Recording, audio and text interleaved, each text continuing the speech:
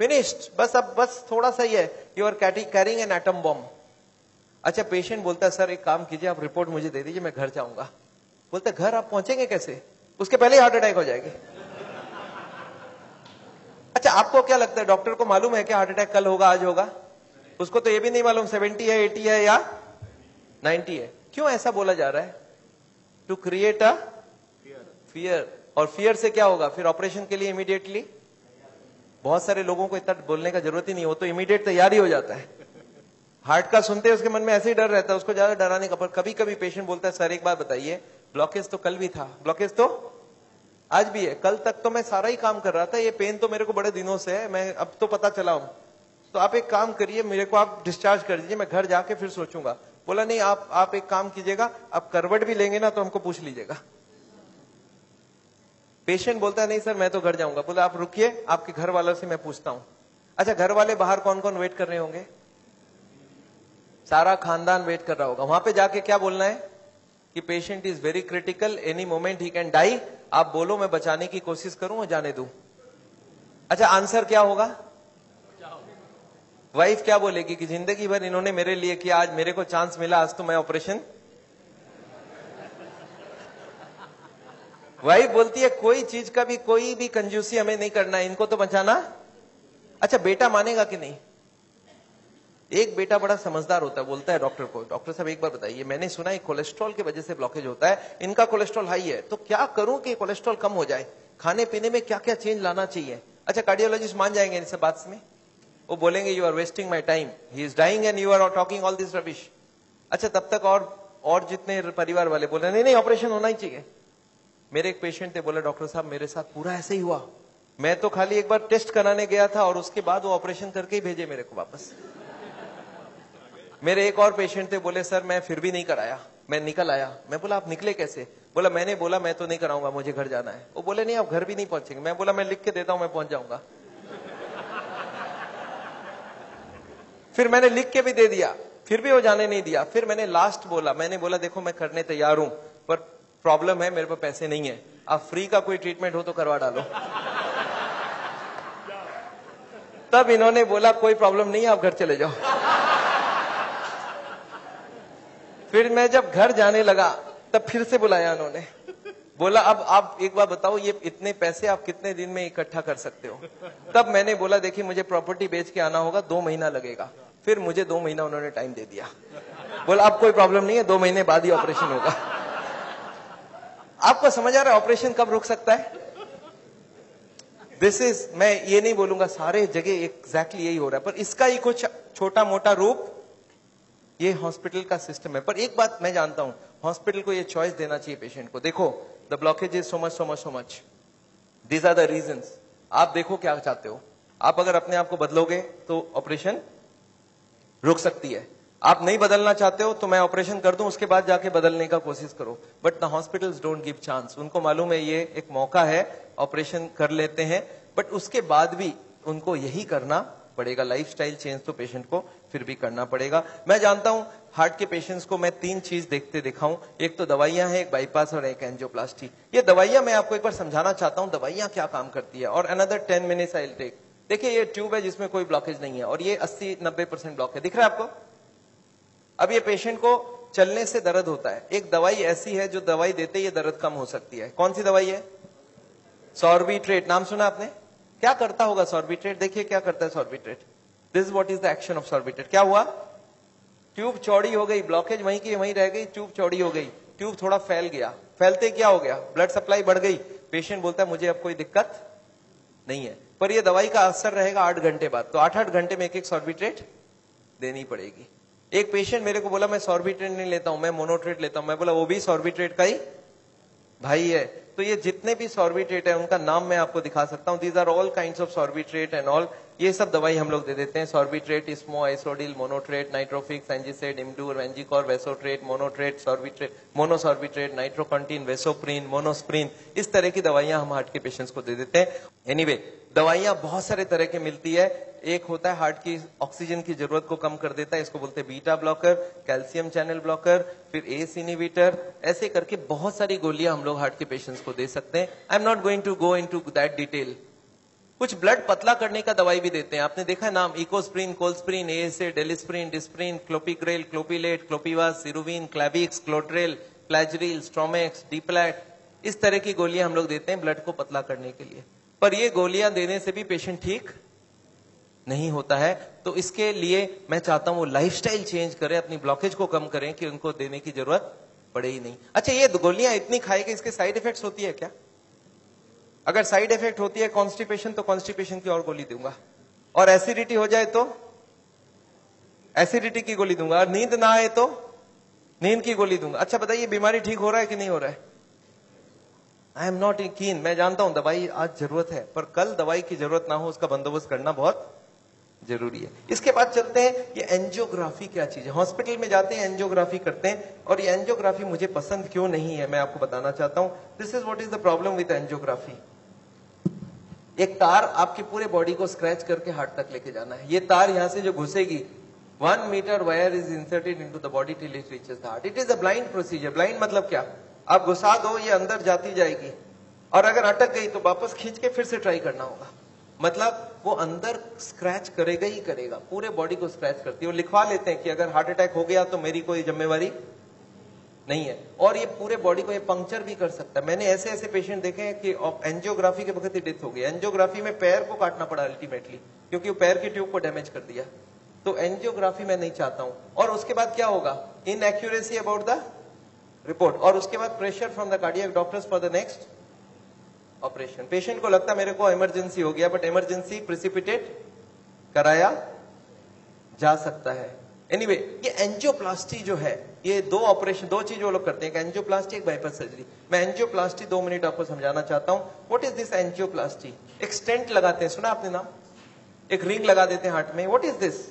Let me explain what is this.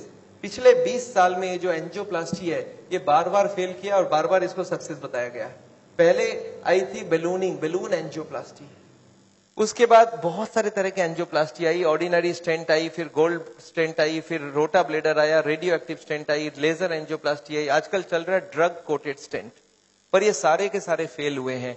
क्यों fail हुए, एक बार समझाना चाहता हूं। देखिए, ये बैलूनिंग क्या चीज है?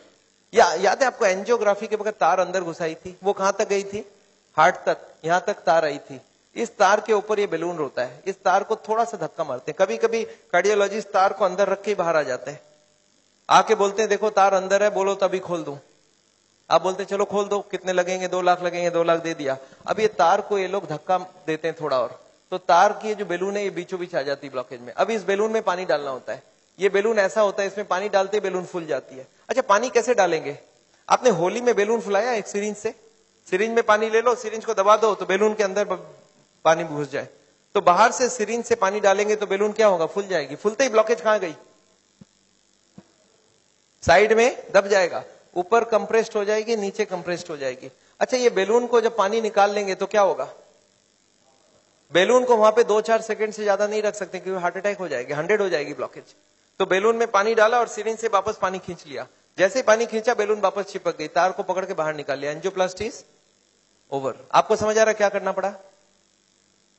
ये तार यहां थी, इसी को थोड़ा आगे किया, बैलून डाल, पानी निकाल लिया और ब्लॉकेज वापस। अच्छा, ब्लॉकेज वापस आ जाएगी नहीं आ जाएगी इसके बाद? क्या लगता है आपको? This is elastic. इलास्टिक समझते हैं आप? ये लोहा या पत्थर नहीं, इलास्टिक है। और जैसे ही बैलून निकाल लिया, ब्लॉकेज वापस आने लग गई। थोड़े साल बाद यही कार्डियोलॉजिस्ट मान गए बैलूनिंग काम की नहीं है। पहले क्लेम किया था बैलूनिंग एक बार कराओगे जिंदगी भर चलेगी, फिर मान गए काम की नहीं है। फिर क्या हो गया? फिर वो बोले इसमें स्टेंट लगाना होगा। What is this stent? Look at this, this is the blockage. दिख रहा है आपको येलो कलर की? और इसके अंदर एक बैलून डाल दिया। आपको दिख रहा है ब्लैक कलर का बैलून? बैलून में पानी डाला तो ब्लॉकेज कहां चलेगी? साइड में आ गई। जब बैलून निकाल लेंगे तो ब्लॉकेज वापस आएगी। तो यहाँ पे एक स्प्रिंग लगा देते हैं। ये स्प्रिंग क्या काम करेगा? ब्लॉकेज को आने से रोक देगा। आपको समझ आ रहा है स्प्रिंग का मतलब क्या है? अगर स्प्रिंग डाला गया, इसका मतलब क्या है? कि ब्लॉकेज वापस आ रही थी। इसका मतलब पहले वाला जो क्लेम था वो गलत था कि बैलूनिंग करा लो, ठीक रहा। इसके बाद ये जो स्टेंट लगी, स्टेंट का एक मेजर प्रॉब्लम है कि इसके अंदर से ब्लड जाएगी और फॉरेन बॉडी के अंदर ब्लॉकेज बहुत जल्दी होती है। ये देखा गया है स्टेंट में 6 महीना 1 साल में सारे ब्लॉक आ जाती वापस। और ये जब वापस आने लगी तब इन्होंने थोड़े दिन तक तो बोला नहीं नहीं नहीं आती है नहीं आती है। थोड़े दिन बाद इन्होंने बोला कि नहीं ये स्टेंट तो खराब होगी क्योंकि ये ऑर्डिनरी स्टेंट है, इसमें एक मेडिकेटेड स्टेंट देना होगा। वो दवाई में डाल के स्प्रिंग को निकाल लेंगे, अब बहुत बढ़िया हो जाएगा। तो ड्रग की कोटिंग चल जाए। आपने देखा है चांदी के गहने में सोने की कोटिंग चढ़ाते हैं, तो वो स्प्रिंग के ऊपर कोटिंग चढ़ा देते हैं और वो कोटिंग चढ़ा के लगा दिया, पर इसके बाद भी ये फॉरेन बॉडी ही रही, इसमें वही का वही रिजल्ट आया है। अभी लेटेस्ट है कि 66% people with in 1 year will come back with a reblockage. इसके बाद है बाईपास सर्जरी। एक बहुत बड़ी सर्जरी होती है। देखिए बाईपास सर्जरी मैं इसलिए नहीं चाहता हूं, एक बहुत बड़ा सर्जरी है। एक पूरे चेस्ट को काटो और इसको काट के, इसको चाकू से नहीं कटेगा, इसमें आड़ी से कटेगी। आड़ी समझते हैं आप? आपने मार्बल फिटिंग के वक्त एक देखा गोल चक्का लेके घूमते हैं, ऐसा एक लगा के ये पूरा खुलेगी। इसको अंदर से ऐसे जैक करके ऐसे खोलेगा, अंदर में हार्ट को रोक के उसमें ऑपरेशन होगी। और हार्ट को रोकेंगे तो एक मशीन से पूरे बॉडी को ब्लड जाएगा, इसको बोलते हैं हार्ट लंग मशीन। उसमें कुछ ब्लड डाल के उससे चलाना होगा and during this time the operation has to take place. But this operation is very complicated. Luck अच्छा हो तब ठीक है, नहीं तो कुछ ना कुछ कॉम्प्लिकेशंस रहती है, बहुत सारे लोगों की जान भी जाती है। पर ऑपरेशन के बाद क्या होगा ये देखिए, ऑपरेशन के बाद क्या होगा। ये ट्यूब जो ब्लॉकेज है वो यहीं रह गई, उसके जगह नई ट्यूब लग गई। तो ये ब्लॉकेज के जगह नई ट्यूब लग गई तो क्या हो गया, बाईपास हो गया। पर ये नई ट्यूब में फिर कभी ब्लॉकेज आएगा कि नहीं, आपको क्या लगता है? ये नई ट्यूब में फिर से ब्लॉकेज आती है। अच्छा अब तो 40 साल बाद ही आएगी ना, पिछले बार कितने साल लगी थी आपको याद है? देखिए एक वाई का जवाब सोच के देखिए, ओरिजिनल ट्यूब में कितने साल में ब्लॉकेज हुई थी? 20 से 40 साल। तो कितनी स्पीड रही? 2 से 4%, 6% पर ईयर। और एंजियोप्लास्टी के बाद अगर 2 साल में वापस रीब्लॉकेज होती है तो कितने साल हो गई? 40% पर ईयर। और बाईपास के बाद अगर 5 साल में रीब्लॉकेज आती है तो 20% पर ईयर। जो ट्यूब ओरिजिनली 2% की ब्लॉकेज कर रही थी वो अब ऑपरेशन के बाद उसकी स्पीड क्यों बढ़ गया? क्योंकि अब वो ओरिजिनल नहीं रहा। हमारी बॉडी को जब तक ओरिजिनल रखो तब तक अच्छी बात है। हमारे प्राइम मिनिस्टर ने भी 2 बाईपास कराई है, एंजियोप्लास्टी 5 स्टेंट लगाई है। पर मैं जानता हूं उसके बाद भी तो फिर से कराना पड़ा। एक बार कर लिया, दूसरी बार कराए, कब तक करा सकता आदमी? और मैं जानता हूं बॉडी में एक बार कॉम्प्लिकेशन कराना, उनके लिए तो चलो बहुत बड़ा टीम लगेगा। हर आदमी के लिए इतनी बड़ी टीम नहीं भी लग सकती है और इतना बड़ा ऑपरेशन नहीं भी कर सकते ठीक से। पर मैं जानता हूं अगर ऑपरेशन बिना ही हमारी काम बन जाए, अगर हम लाइफस्टाइल को ही चेंज करके कर सकते हैं तो हम ऑपरेशन क्यों करवाएं? And this is what is the contention. Nevertheless मैं हार्ट के पेशेंट को एक ही चीज समझाता हूं कि ब्लॉकेज अगर रिवर्स करना है तो उसके लिए थोड़ा आपको एक्यूरेसी करना होगा। What is this accuracy? You understand? This is the accuracy. इस पिक्चर को आपने देखा है, इसमें एक्यूरेसी लिखा है। कितना एक्यूरेसी है इसका मतलब? मैं आपको समझाता हूं। ये एक ड्रम है, ये ड्रम में मैं पानी भरना चाहता हूं और इसमें 15 छेद है। आप बताइए कितनी छेद बंद करने से ड्रम भरेगी? याद है 15 कारण है। अब इसमें से कितने को कंट्रोल करूं कि ड्रम भर जाए? सारे को करना होगा। अच्छा मैं हार्ट के पेशेंट्स को क्या देखता हूं, उनको कुछ मालूम भी नहीं है इसके बारे में। वो क्या बोलते हैं, मेरा कोलेस्ट्रॉल कंट्रोल है, ट्राइग्लिसराइड ज्यादा है, शुगर कंट्रोल है, बीपी ज्यादा है। मैं बोला ऐसे नहीं चलेगा, सारे होल बंद चाहिए मुझे। बोलते मैं थोड़ा थोड़ा करूं तो कैसा चलेगा? मैं बोला थोड़ा थोड़ा से काम नहीं चलेगा। बोलते मेरा बीपी कम किया हूं पर पूरा कम नहीं कर रहा हूं, 120 नहीं ला रहा हूं, 140 ही रखा हूं। मैं बोला नहीं चलेगा, मुझे सारे फैक्टर्स एक साथ कंट्रोल चाहिए। हाँ इसके लिए शुगर, बीपी, कोलेस्ट्रॉल, ट्राइग्लिसराइड आपसे कम नहीं हो रहा, मैं दवाई देके कम कर देता हूं। पर स्मोकिंग आपको पूरा ही बंद करना होगा, खाने में तेल आपको बंद करना होगा, एक्सरसाइज आपको करना पड़ेगा, ओवरवेट कम करना होगा, खाना पीना में फाइबर ज्यादा डालना होगा। अच्छा ये सब संभव है क्या लोगों के लिए? यस, क्या प्रॉब्लम है? ये तो सिंपल सी बात है, इसको क्यों नहीं कर सकते? क्यों नहीं सिगरेट बंद कर सकते? क्यों नहीं मीट बंद कर सकते? क्यों नहीं तेल घी छोड़ के आप अलग तरीके से खाना बना सकते हैं? तो all these if you do there is no problem. Nevertheless मैं जानता हूं, एक और छोटा सा चीज आपको बताना चाहता हूं। अभी एक और नई जो टेक्नोलॉजी आ गई है, आदमी को मैं सोचता था बिना काटे कुछ हो सके। ये हमारी कुकिंग की क्लास है, this is the cooking class. मैं हार्ट के पेशेंट्स को ट्रेनिंग देता हूं। This is my dietitian teaching cooking, zero oil cooking to the patients wives. मैं हार्ट के पेशेंट्स को योगा सिखाता हूं। मैं बोलता हूं कैसे भी करो, योगा करो, आप योगा करने की बहुत जरूरी है। उसके साथ उनको क्या करना चाहिए, क्या नहीं करना चाहिए, कितनी सामान उठानी चाहिए, गाड़ी चलानी चाहिए, स्कूटर चलाना चाहिए, ऑफिस जाओ तो क्या प्रिकॉशन लो, दादर चढ़ो तो क्या प्रिकॉशन लो, आगे कौन सी योगा करो, कब तक करो, कौन सी मेडिसिन लो, कब तक लो। एंड फॉर दिस हाँ मैं एक मैगजीन भी निकालता हूं, इसका नाम है साउल टाइम्स। ये मैगजीन में हर महीने निकालता हूं, दिल्ली से निकलती है, हिंदी और इंग्लिश में। अच्छा, आपको एक फॉर्म दिया गया है क्या? ऐसा देखिए तो, have you got a form like this? ये फॉर्म में अगर आप अपने नाम एड्रेस भर के देंगे तो आपको ये मैगजीन आगे आपको मिलता रहेगा हर महीने। हिंदी में इंग्लिश में दोनों में मैगजीन है। और इसके साथ एक छोटा सा और क्वेश्चन ये रखा है कि यहाँ पे अगर हम लोग ऐसा कोई कैंप करवाएं, so how many people will be interested to join such a camp? 1 दिन का या 2 दिन का ऐसा एक कैंप अगर हम करवाएं तो कोई इंटरेस्टेड हो तो प्लीज फिल इट अप। मेरे को लोग बोलते हैं डॉक्टर साहब इतनी सारी बातें अगर कैसे याद रखूंगा, मैंने बहुत मोटी मोटी किताब लिखी है। आदमी बोलता है सर छोटा सा कुछ दीजिए ना कॉपी। तो मैंने एक ऐसी किताब बनाई है जिसका नाम है पॉकेट गाइड। एक 30 रुपीज की किताब है, कोई 2 घंटा बैठ के पढ़ ले तो जितनी बातें मैंने बताई है सब इसमें लिख के रखा है। So this book I have brought over here. मेरे ख्याल से बाकी बुक्स तो मैं नहीं ला सकता हूं क्योंकि hundreds of books are there. तो मैं ये बुक लाया हूं, कोई को लगता है कि मैं पढ़ना चाहता हूं और कोई को पढ़ाना चाहता हूं। हार्ट के पेशेंट को जरूर पढ़ाइए। 30 रुपीज की गिफ्ट होती है, you can give it to anybody and they will learn things from the book. तो ये बहुत जरूरी है। मैं जानता हूं, मैं ये मैगजीन पिछले 10 साल से रन करता हूं and it is gone all over the world. मैं एक नई टेक्निक आपको इसी वक्त बताना चाहता हूं। There is a new machine which has come which can open the collaterals. देखिए कोलैटरल्स का क्या मतलब है। ये ब्लॉकेज है, बाईपास सर्जरी में क्या करते हैं, एक नई ट्यूब लगा देते हैं। इसमें क्या करते हैं, जो हार्ट की ये ब्रांच है और ये ब्रांच है, इनको जोड़ देते हैं आपस में। And there are so many small tubes, जो इसको जुड़ जाए तो ब्लड यहां से आने लगे। ये जो छोटे छोटे ट्यूब है, ये मैंने बोला था स्पोर्ट्समैन चालू करके रखते हैं। और स्पोर्ट्समैन चालू कर दिया तो क्या हो गया, उसके पास 2 सप्लाई हो गई। एक तो ये ओरिजिनल है और एक साइड वाली भी है। इसको बोलते हैं कोलैटरल। बैंक में आपने लोन लेते हुए देखा है कभी? कोलैटरल्स बोलते हैं। कोलैटरल मतलब क्या, कि ये फेल हो जाए तो दूसरा कोई होना चाहिए। तो ये कोलैटरल्स भगवान ने हमें दे के रखा है। ओरिजिनल तो था ही था, एक कोलैटरल भी देके रखा, कभी ये फेल हो जाए तो ये चालू करना। अच्छा, ये अगर चालू हो जाए बिना ऑपरेशन के तो इससे अच्छा कुछ नहीं हो सकता। And this is a new machine, new technology which has कम। देखिए हमारे मेडिकल साइंस की टेक्नोलॉजी बिना कांटे वाली टेक्नोलॉजी है। ये देखिए ये ट्यूब्स हैं जिसमें कोई कोलैटरल्स चालू नहीं है, और ये है ट्यूब्स के सारे कोलैटरल्स चालू हो गए। आपको समझ आ रहा है डिफरेंस दोनों के अंदर? ये जो छोटे छोटे कोलैटरल्स है ये हमारे सबके पास है, और एक मशीन से इसको या तो स्पोर्ट्स करके चालू कर सकते हैं या तो एक मशीन से चालू कर सकते हैं। ये मशीन क्या करती है सोचिए, ये जैकेट्स लगा दिया हमने कफ में, थाई में, बटक्स में, और सारे को एक साथ स्क्वीज कर दूं तो क्या होगा, इसकी ब्लड कहां जाएगी, बॉडी में ही रहेगी, पर कहां जाएगी, ये हार्ट के तरफ जाके हार्ट की ट्यूब्स को धक्का देके प्रेशर देके इसको खोलेगी। ये प्रेशर 1-1 घंटे तक, 1-1 मिनट, इसको हार्ट के संग सिंक्रोनाइज करके दिया जाता है। सिंक्रोनाइज मतलब हार्ट जब पंप करे तो मशीन पंप नहीं करता है, जब हार्ट पंप करके रिलैक्स करने लगे, जब पूरी ब्लड वापस आती है तो वो स्क्वीज करके सारे ब्लड को एक साथ भेजा जाता है। And this goes on, ECG feed होती है कंप्यूटर को। And this machine we have seen now without bypass surgery. आदमी बोलता है मुझे इमीडिएट रिजल्ट चाहिए, तो without bypass this can work very well.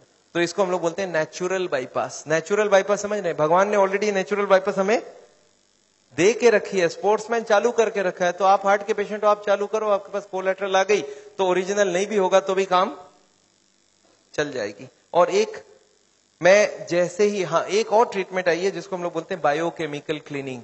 ये अभी बहुत अच्छी रिजल्ट आ सकती है। कुछ केमिकल अंदर डाल के ब्लड में उसको अंदर से गला लिया जाए। जैसे किचन में आपने सुना नाली जाम हो जाए तो क्या करते हैं हम लोग, कुछ केमिकल डालते हैं अंदर से। तो ये केमिकल की भी ट्रीटमेंट आजकल चल रही है, बट अभी भी इसका रिजल्ट हर आदमी में सेम नहीं आता है, but result are still there.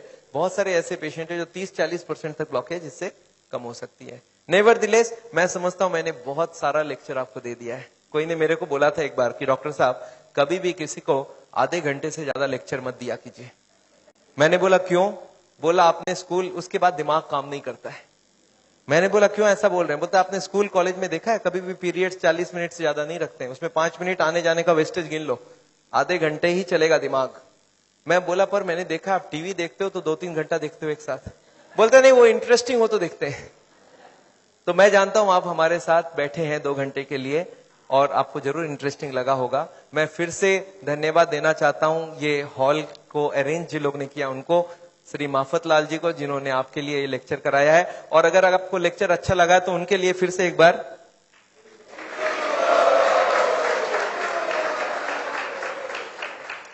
I just wanted to formally thank Dr. Chajjar for a wonderful, not only a wonderful talk, but highly personal and very interactive. and particularly the stamina and energy that is shown at the end of the day. Just came back from Hyderabad today. So I think we should give him a much more warm welcome.